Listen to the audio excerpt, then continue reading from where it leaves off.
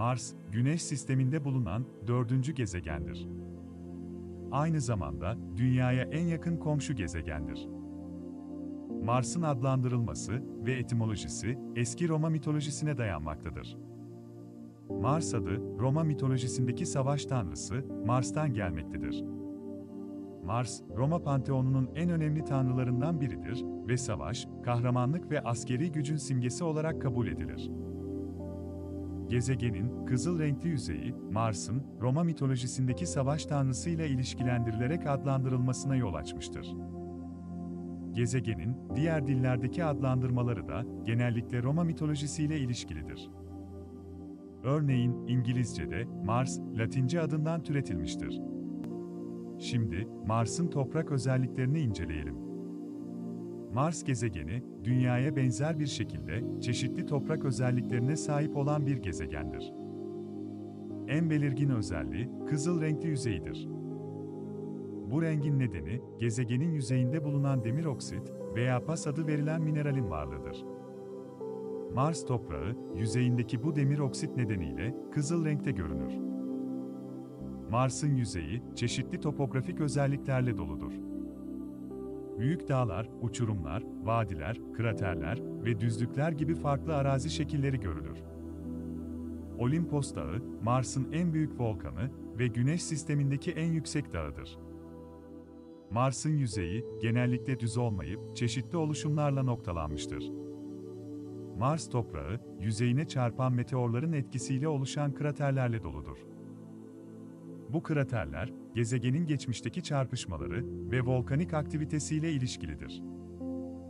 Mars'taki bazı kraterler, oldukça büyük boyutlara sahiptir ve üzerlerinde volkanik faaliyetler sonucunda oluşan dağlar veya tepecikler bulunabilir. Gezegenin atmosferi, Dünya atmosferine kıyasla oldukça seyrek ve incedir. Bu nedenle rüzgar erozyonu gibi süreçlerin etkisi Dünya'ya göre daha azdır.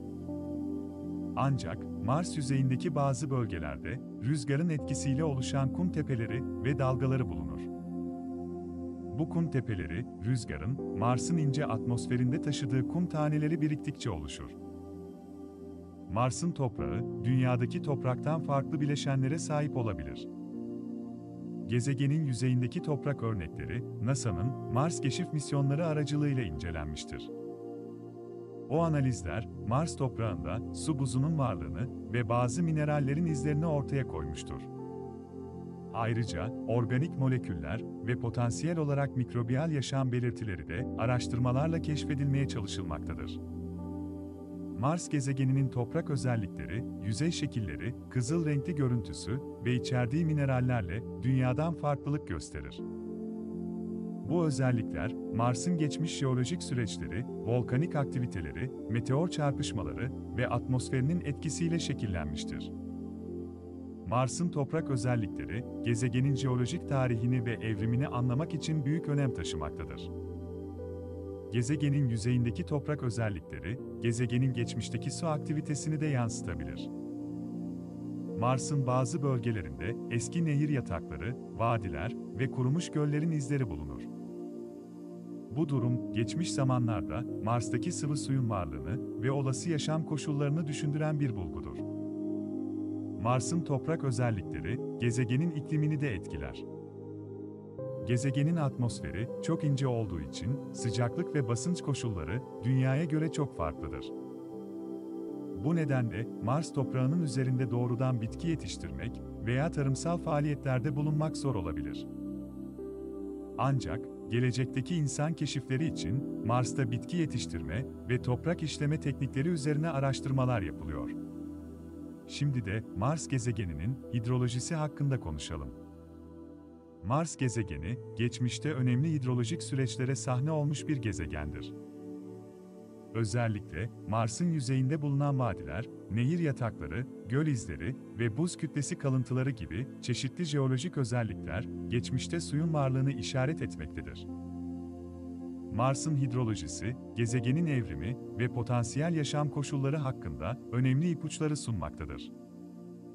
Geçmişte, Mars'ın yüzeyindeki hidrolojik süreçler, büyük ölçüde sıvı suyun varlığına işaret eden kanıtlarla desteklenmektedir. Mars'ın yüzeyindeki vadiler, nehir yatakları ve kurumuş göl izleri, Mars'ın geçmişte suyun akışıyla şekillendiğini göstermektedir. Bu hidrolojik süreçlerin izleri, erozyon, sediman birikimi ve tortu çökelleri gibi jeolojik özelliklerde görülmektedir. Bunun yanı sıra, Mars'ın kutup bölgelerinde buz kütleleri ve buzullar bulunur. Gezegenin kuzey kutbundaki Kuzey Kutbu Buz Denizi, büyük bir kısmı karbondioksit buzundan oluşan bir buz tabakasına sahiptir. Ayrıca, Mars'ın güney kutbunda ise kalın buz kütlesi bulunur. Bu buz kütleleri, Mars'ta suyun katı halde depolandığı ve kutup bölgelerinde su buharının buz haline dönüştüğü bir döngünün varlığını göstermektedir.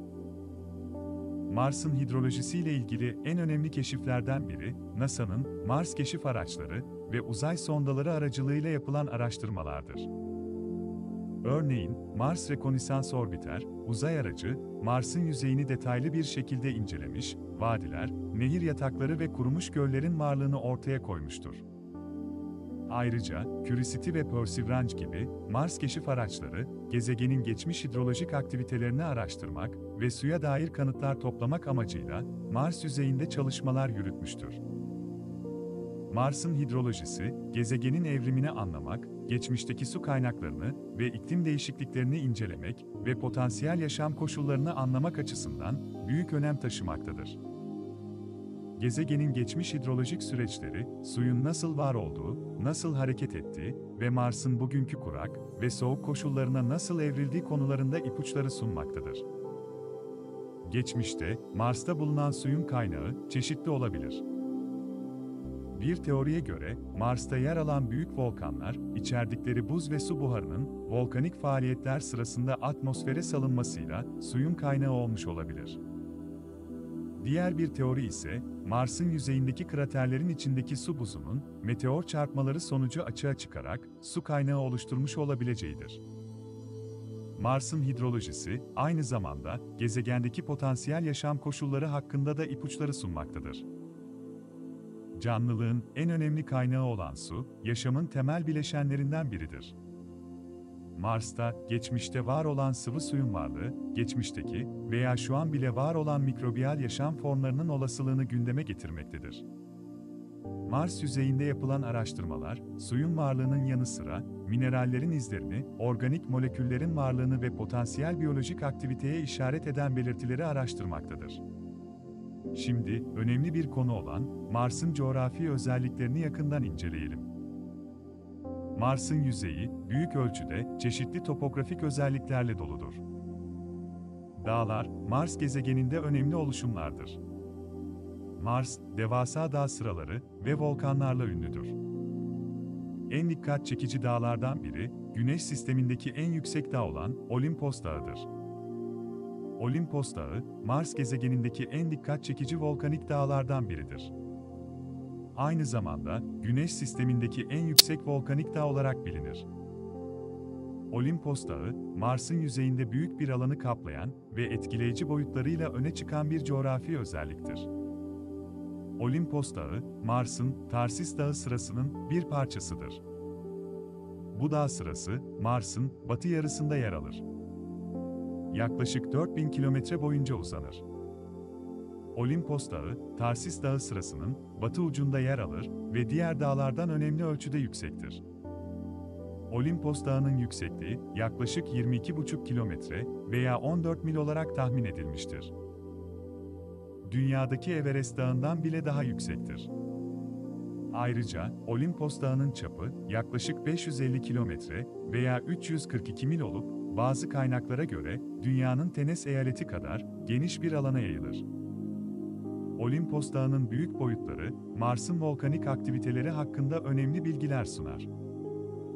Dağın oluşumu, Mars'ın lav akışlarına dayanır. Olimpos Dağı, büyük bir kalkan volkanıdır. Bu sebeple, yavaş ve sürekli lav akışlarıyla oluşmuştur. Mars'ın ince atmosferi ve düşük yerçekimi, lavın daha uzun mesafelere yayılmasına ve dağın büyümesine olanak sağlamıştır. Olimpos Dağı, Mars'ın volkanik aktivitesinin sona ermesiyle yaklaşık 2 milyar yıl önce şekillenmeye başlamıştır. Bu süre boyunca dağın tepesindeki volkanik aktivite durmuş ve yer kabuğu hareketi nedeniyle dağın şekli değişmemiştir. Bu durum, dağın sarp yamaçlara sahip olmasına ve dik bir profil sergilemesine neden olmuştur. Olimpos Dağı'nın yüzeyi, volkanik aktivitelerin sonucunda oluşan lav akıntılarıyla kaplıdır. Bu lav akıntıları, düz ve pürüzsüz bir yüzey oluşturmuş ve dağın çevresindeki alanı büyük ölçüde değiştirmiştir.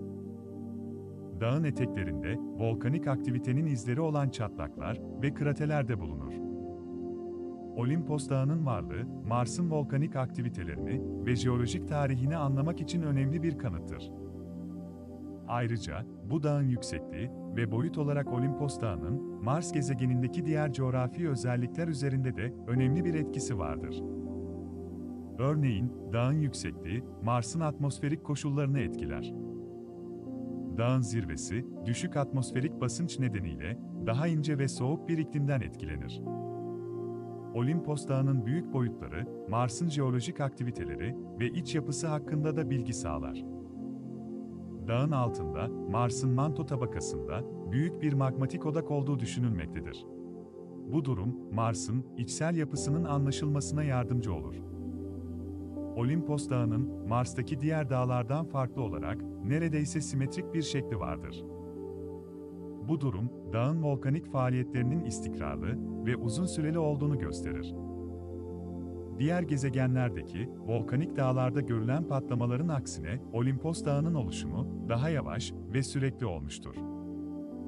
Olimpos Dağı'nın etrafındaki düzlükler, lav akıntıları ve volkanik kalıntılarla kaplıdır. Bu düzlükler, Mars'ın jeolojik tarihindeki volkanik faaliyetlerin birer kanıtıdır. Ayrıca, bu düzlüklerdeki erozyon süreçleri, Mars'ın geçmişteki iklim değişikliklerini anlamak için önemlidir. Olimpos Dağı, Mars keşif misyonları tarafından detaylı bir şekilde incelenmiştir. Mars Rekonisans Orbiter gibi uzay araçları, dağın yüzeyini yüksek çözünürlüklü kameralar ve spektrometrelerle haritalandırmış ve ayrıntılı bilgiler toplamıştır. Mars gezegenindeki bir diğer oluşum ise vadilerdir. Mars'taki vadiler, gezegenin yüzeyindeki çeşitli bölgelerde bulunur. Bunlardan bazılarını inceleyelim. En önemli vadilerden birisi, Mariner Vadisi veya Büyük Kanyon'dur. Mars'ın en büyük ve en belirgin vadisi olan Mariner Vadisi, gezegenin ekvator bölgesinde yer alır. Yaklaşık 4000 kilometre uzunluğunda, 200 kilometre genişliğinde ve 7 kilometre derinliğindedir. Mariner Vadisi, Mars'ın yüzeyindeki en büyük çatlak sistemidir. Büyük olasılıkla volkanik aktiviteye bağlı olarak oluşmuştur. Bir diğer vadi ise Melas Kanyonu'dur. Mariner Vadisi'nin bir parçası olan Melas Kanyonu, Mariner Vadisi'nin batı kısmında yer alır. Uzunluğu yaklaşık 700 kilometredir. Bazaltik kayaçlardan oluşmuştur. Bir diğer vadi ise Koprates Kanyonu'dur. Marines Vadisi'nin bir başka bölümü olan Koprates Kanyonu, Mariner Vadisi'nin doğu kısmında bulunur. Uzunluğu yaklaşık 800 kilometredir. Çeşitli tabakalı kayalar içerir. Mars gezegeninin diğer bir önemli kanyonu ise Nirgal Kanyonu'dur. Nirgal Kanyonu, Mariner Vadisi'nin güneybatı bölümünde yer alır. Diğer vadilere kıyasla daha küçük ölçekte olan bu vadi, kum düneleri ve erozyon izleri içerir. Bahramis Kanyonu da Mars gezegeninde önemli bir yere sahiptir. Bahramis Kanyonu, Mariner Vadisi'nin kuzeybatı bölgesinde yer alır. Bu vadi, Mariner Vadisi'ndeki diğer büyük kanyonlara benzer bir yapıya sahiptir. Bu vadiler, Mars'ın yüzeyindeki en belirgin ve geniş çatlak sistemleridir. Vadilerin oluşumu, erozyon, volkanik faaliyet ve tektonik hareketlerle ilişkilendirilmiştir. Kızıl gezegen, aynı zamanda çok sayıda kraterle dolu bir gezegendir. Gelin bu kraterleri inceleyelim. Bunlardan ilki Hellas Planitya'dır.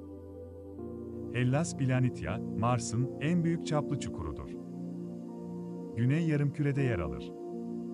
Çapı yaklaşık 2300 kilometredir.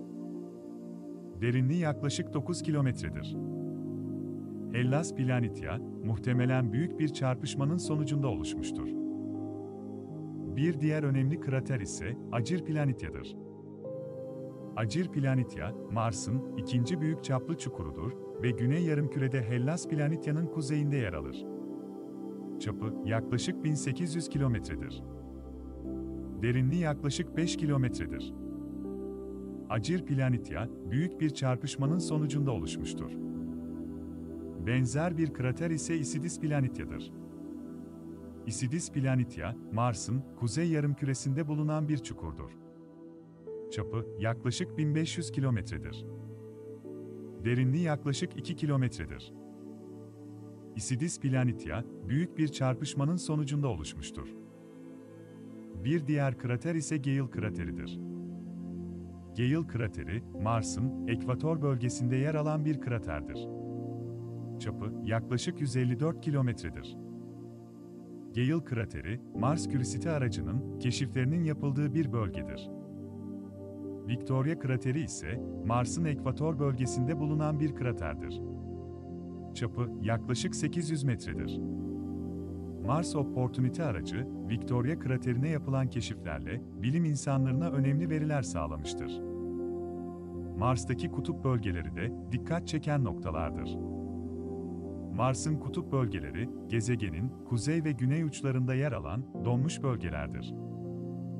Mars'ın kuzey kutbu, kuzey enlemi 70 derece ile 90 derece arasında yer almaktadır. Kuzey kutbu, kış aylarında yoğun bir şekilde donan, karbondioksit buzulu ve sürekli olarak donmuş su buzulu ile kaplıdır. Bu buzulların altında sıvı suyun olduğuna dair kanıtlar bulunmaktadır. Yaz aylarında bazı bölgelerde karbondioksit buzulu buharlaşır ve Kuzey Kutbu çevresindeki alanlar genellikle kısmen açık kalır. Mars'ın Güney Kutbu, güney enlemi 70 derece ile 90 derece arasında yer almaktadır. Güney Kutbu'da kış aylarında karbondioksit buzulu ve sürekli donmuş su buzulu ile kaplıdır. Güney Kutbu çevresindeki bölgelerde dağlar ve kraterler bulunmaktadır. Güney Kutbu'nun yakınında 2004 yılında Mars Odysseus misyonu tarafından keşfedilen ve büyük miktarda su buzunu içeren bir krater olan Süleyman Buzulu bulunmaktadır. Kutuplarda yaz ve kış durumları önemlidir. Mars'ın yılın farklı mevsimlerinde kutup bölgelerinde belirgin bir şekilde farklılık gözlenir. Kutup yazı, Güneş'in kutup bölgesine doğru eğik olarak ışımasıyla kutupların ısınması ve bazı buzulların buharlaşmasıyla karakterizedir. Kutup kışı ise karanlık, soğuk ve kuru bir dönemdir. Karbondioksit buzullarının genişlediği ve donmuş su buzullarının kalınlığının arttığı bir dönemdir. Mars'ın kutup bölgeleri, Mars'ın iklim ve su döngüsü hakkında bilgi sağlamakta ve gezegenin geçmiş ve potansiyel su kaynaklarını anlamamıza yardımcı olmaktadır. Araştırmalar, Mars'ın kutup bölgelerindeki buzulların içerdiği suyun insanlar için potansiyel bir kaynak olabileceğini göstermektedir. Bir diğer önemli oluşum ise düzlüklerdir. Mars'ta düzlükler, geniş ve nispeten düz yüzeylere sahip olan alanları ifade eder. Önemli bazı düzlükleri inceleyelim. Amazonis Planitia, Mars'ın kuzey yarımküresinde bulunan bir düzlüktür. Büyük bir çapı olan bu düzlük, düz bir yüzeye sahiptir ve volkanik aktivite sonucu oluşmuş olabilir. Benzer bir düzlük olan Elysium Planitia, Mars'ın ekvator bölgesinde yer alan bir düzlüktür. Bu düzlük, Elysium Dağı adı verilen bir volkanın etrafında genişler.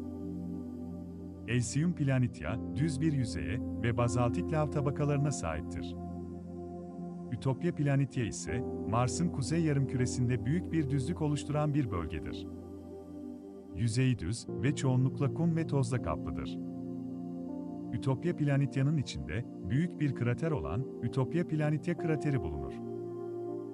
Bir diğer düzlük olan Acidalia Planitia ise, Mars'ın kuzey yarımküresinde yer alan bir düzlüktür. Kızıl gezegenin yüzeyinde buzlu düneler, kumullar ve düzlüklerin bir kombinasyonunu içerir. Sirius Planitia ise, Mars'ın kuzey yarımküresinde yer alan bir düzlüktür. Viking bir uzay aracının iniş yaptığı yer olarak da bilinir. Sirius Planitia, düz bir yüzeye ve tozla kaplı bir yüzey örtüsüne sahiptir. Bu düzlükler, Mars'ın yüzeyinde geniş alanlar kaplar ve gezegenin jeolojik yapısı ve geçmişi hakkında bilgi sağlar. Mars'ın düzlükleri, volkanik aktivite, erozyon ve diğer jeolojik süreçlerin etkisiyle oluşmuş olabilir. Düzlüklerdeki jeolojik formasyonlar ve mineraller, Mars'ın geçmişteki iklim koşulları ve su varlığı hakkında ipuçları sağlamaktadır. Gezegenin coğrafi özellikleri, araştırma misyonları ve uzay araçları tarafından detaylı bir şekilde incelenmiştir. NASA'nın Mars Reconnaissance Orbiter ve Mars Odysseus gibi uzay araçları, yüksek çözünürlüklü kameralar ve spektrometrelerle Mars'ın yüzeyini inceleyerek coğrafi detayları haritalandırmıştır. Ayrıca, Curiosity ve Perseverance gibi Mars keşif araçları, gezegenin yüzeyinde hareket ederek kraterleri, vadileri, dağları ve diğer coğrafi özellikleri araştırmış ve örnekler toplamıştır. Mars'ın coğrafi özellikleri, gezegenin jeolojik geçmişini anlamak için önemli kanıtlar sunar. Gezegen yüzeyindeki volkanik dağlar ve volkanik aktivite izleri, gezegenin geçmişteki volkanik faaliyetlerini ve lav akışlarını gösterir. Bunlar, Mars'ın içsel yapısı ve jeolojik evrimi hakkında bilgi verir. Ayrıca, Mars'ın yüzeyindeki vadiler ve kanyonlar, erozyon süreçlerinin etkisini gösterir. Bu durum, vadilerin oluşumu, geçmişteki su akışının ve erozyonun bir sonucudur. Gezegenin geçmişteki su varlığına dair kanıtlar, Mars'ın iklim değişikliklerini ve suyun kaynaklarını anlamak için önemlidir. Kızıl gezegenin coğrafi özellikleri, aynı zamanda gezegenin iklimini ve atmosferini anlamak için de kullanılır. Mars'ın yüzeyindeki düzlüklerdeki rüzgar şekillendirmeleri, atmosferin etkilerini gösterir. Ayrıca, Mars'ın kutup bölgelerindeki buz tabakaları, gezegenin iklim değişikliklerini ve buzun dönüşüm süreçlerini incelemek için önemlidir. Şimdi kızıl gezegeninin atmosferini inceleyelim. Mars gezegeni, atmosferik koşullarıyla Dünya'dan oldukça farklı bir yapıya sahiptir. Atmosfer, Dünya atmosferine kıyasla daha ince, daha soğuk ve farklı bileşenlere sahiptir. Mars'ın atmosferinin başlıca bileşeni karbondioksittir. Atmosferin %95'ini oluşturan karbondioksit, Mars'ta yaygın olarak bulunan bir gazdır. Ayrıca %3 azot, %1,6 argon ve %0,13 oksijen gibi diğer gazlar da mevcuttur. Mars atmosferinde su buharı da bulunabilir ancak miktarı oldukça düşüktür. Mars atmosferinin basıncı, Dünya atmosferine göre oldukça düşüktür. Mars atmosferi, Dünya'daki deniz seviyesindeki atmosfer basıncının yaklaşık %0,6'sına denk gelen ortalama 6,1 milibar basınca sahiptir. Bu düşük basınç, kızıl gezegende sıvı suyun varlığını neredeyse imkansız hale getirir. Atmosferin kalınlığı açısından da Mars, Dünya'dan oldukça farklıdır. Mars atmosferi, Dünya atmosferinin sadece yaklaşık %1'i kadar kalınlığa sahiptir. Mars'ın daha küçük boyutu ve daha düşük yerçekimi, atmosferin kaçmasına ve seyrelmesine neden olmuştur. Kızıl gezegenin atmosferi, Dünya atmosferine kıyasla çok daha soğuktur. Ortalama yüzey sıcaklığı -63 santigrat derece veya -81 Fahrenheit derece olup, Dünya'nın ortalama sıcaklığına göre oldukça düşüktür. Atmosferin ince olması ve karbondioksit baskın olması, güneş ışınlarını tutma kapasitesini azaltır, bu da gezegenin ısınmasını sınırlar. Mars atmosferinde rüzgarlar da gözlemlenir. Bu rüzgarlar, toz fırtınalarına ve devasa toz bulutlarına neden olabilir. Mars'ta görülen bu toz fırtınaları, gezegenin atmosferik dinamiklerini etkileyen önemli bir olaydır. Gezegen atmosferindeki su buharı ve karbondioksit, gezegenin iklimini etkiler. Mars'ın kutup bölgelerinde buz tabakaları bulunur ve bu buz tabakaları, atmosferdeki su buharının varlığını gösterir. Geçmişte, Mars'ta daha sıcak ve ıslak bir iklim olduğuna dair kanıtlar da vardır. Mars atmosferinin inceliği ve düşük basıncı, gezegenin yüzeyindeki suyun uçup gitmesine neden olmuştur. Geçmişte, Mars'ta suyun varlığını ve akarsuların, göllerin, hatta okyanusların bulunduğunu gösteren jeolojik kanıtlar bulunmasına rağmen, günümüzde su, büyük ölçüde donmuş ve kutup bölgelerinde buz tabakaları halinde bulunmaktadır. Mars atmosferi, Güneş radyasyonunun geçişini sınırlar. Bu durum, gezegenin yüzeyinin daha fazla soğumasına ve atmosferin daha da seyrelmesine yol açar. Atmosferdeki oksijen miktarının düşüklüğü de Mars'ta solunumun mümkün olmamasına sebep olur. Mars atmosferi, toz fırtınalarına ev sahipliği yapar. Bu toz fırtınaları, rüzgarların neden olduğu büyük toz bulutlarıdır. Gezegenin yüzeyini kapsayacak kadar büyük alanları etkileyebilir. Bu fırtınalar, gezegenin atmosferik dinamiklerini etkileyen önemli olaylardır. Mars yüzeyindeki görünürlüğü azaltabilir. Mars atmosferindeki diğer önemli olaylardan biri de, atmosferik süreçlerin meydana getirdiği polar ışıklardır. Kuzey ve güney kutup bölgelerinde gözlemlenen bu ışıklar, atmosferdeki gazların etkileşimiyle oluşur ve gezegenin atmosferinin inceliği ve bileşimiyle ilişkilidir.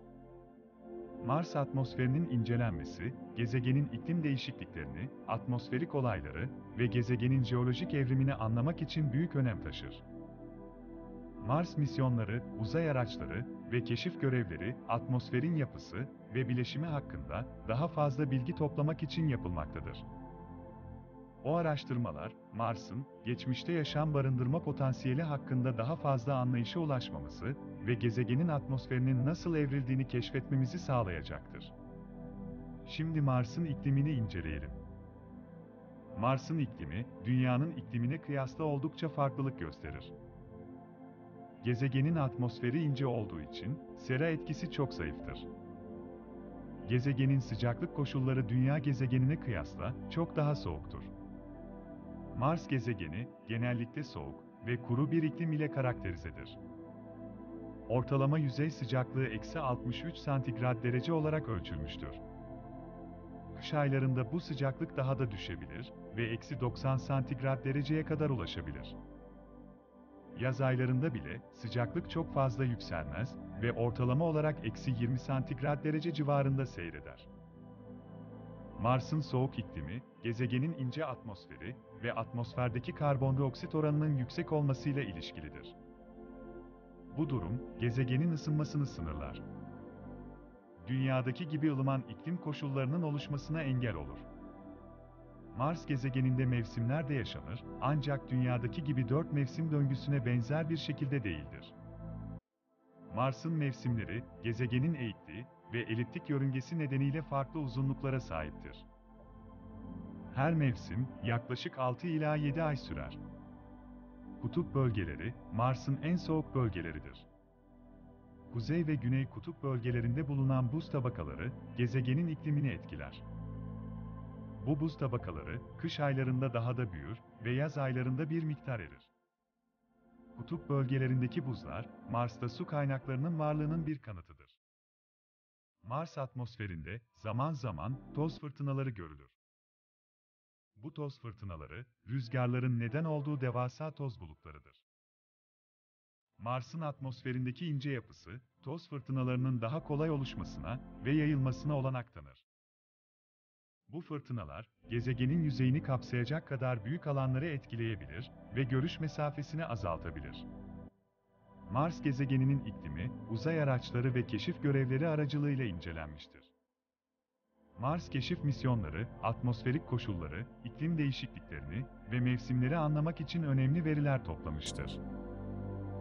Bu veriler, gezegenin ikliminin evrimi hakkında daha fazla bilgi sağlamaktadır. Kızıl gezegenin iklimi, atmosferik koşullar ve gezegenin jeolojik özellikleriyle etkileşim halindedir. Gezegenin yüzeyinde, mevsimlerin değişmesine neden olan en önemli faktör, Mars'ın eğikliği veya eksen eğikliğidir. Mars, 25,2 derecelik bir eğiklik açısına sahiptir. Mevsimlerin süresini ve yoğunluğunu etkileyen bir faktördür. Mars yüzeyindeki meteorolojik istasyonlar ve uzay araçları, atmosferdeki basınç, sıcaklık, rüzgar hızı ve yönü gibi parametreleri ölçerek Mars'ın iklimini daha ayrıntılı bir şekilde analiz etmektedir. Mars'ı daha iyi keşfetmek ve gezegenin iklim sistemi hakkında daha fazla bilgi toplamak için, gelecekteki keşif görevleri ve araştırmalar büyük önem taşımaktadır. Mars belgeseli 2. bölümü izlemek ve daha fazla bilimsel içerik için, Bilim Peşinde'ye abone olmayı unutmayınız.